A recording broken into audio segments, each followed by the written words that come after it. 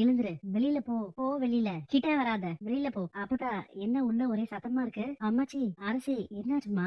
யாருன்னு தெரியல அம்மாச்சி. உள்ள வந்துட்டு வெளியில போக மாட்டேங்கிறான். நீ போடா, உள்ள போய் யாருன்னு பாரு. இவர இங்க பாத்துருக்கேம்மா. 2, 3 நாளா நம்ம தெருல தான் சுத்திட்டு இருந்தாரு. ஒண்ணும் இல்ல அரசி, பயப்படாத. வீட்ல தனியா இருக்கும்போது கதவை லாக் பண்ணிட்டு உட்காரு அரசி. ஏதாச்சும்னா எனக்கு குரல் கொடு. இங்கதான் இருக்கோம் நாங்கெல்லாம். மாமா, எப்படி இருக்கீங்க? பார்த்தா தெரியலையா? நீ இல்லாம நிம்மதியா சந்தோஷமா இருக்க. இன்னும் டைவர்ஸ் மட்டும் கிடைச்சிருச்சுன்னா இன்னும் சந்தோஷமா இருப்பேன். இப்படி எல்லாம் பேசாதீங்க மாமா. எனக்கு உங்க கூட சேர்ந்து வாழணும். உனக்கு எந்த முகத்தை வச்சுக்கிட்டு இப்படி எல்லாம் என்கிட்ட கேட்கணும்னு தோணுது? எனக்கு மன்னிப்பே கிடையாதா? உன்னை பார்த்தாலே எனக்கு வெறுப்பா இருக்கு. தயவு செஞ்சு கிளம்பு. சட்டப்படி நீங்க 2 பேரும் இன்னும் புருஷன் பொண்டாட்டி தான். இன்னும் கொஞ்ச நாள்ல அந்த உறவே முடிஞ்சு போயிடும். அப்ப என்ன பண்ணுவீங்க? தயவு செஞ்சு என்ன அக்கன்னு கூப்பிடாதமா. அப்படி கூப்பிட்டு கூப்பிட்டு தான் என்ன கடைசியில ஜெயில உட்கார வச்ச நீ. உன்னை நம்பினதெல்லாம் போதும். நாங்க படாத பாடு பட்டதெல்லாம் போதும். உங்க வழிக்கு நாங்க வரமாட்டோம். எங்க வழிக்கும் நீங்க வராதீங்க. எனக்கு எங்கேயாச்சும் தூரமா போஸ்டிங் போட்டா நான் என்ன பண்றது? போஸ்டிங் போட்டா நீ கிளம்பி போக வேண்டியதானே ராஜி? நம்ம 2 பேரும் வேற வேற இடத்துல இருந்தா உனக்கு கஷ்டமாவே இருக்காதா? நீ என்ன மிஸ் பண்ண மாட்டியா?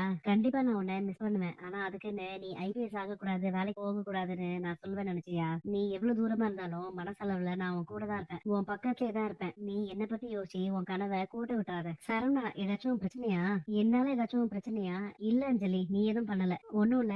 நீ திரும்ப போன் பண்ணுவேன்னு நினைச்சேன். நான் வேற பழைய விஷயம் எல்லாத்தையும் பேசிட்டு இருந்தா, அதான் நீ எங்க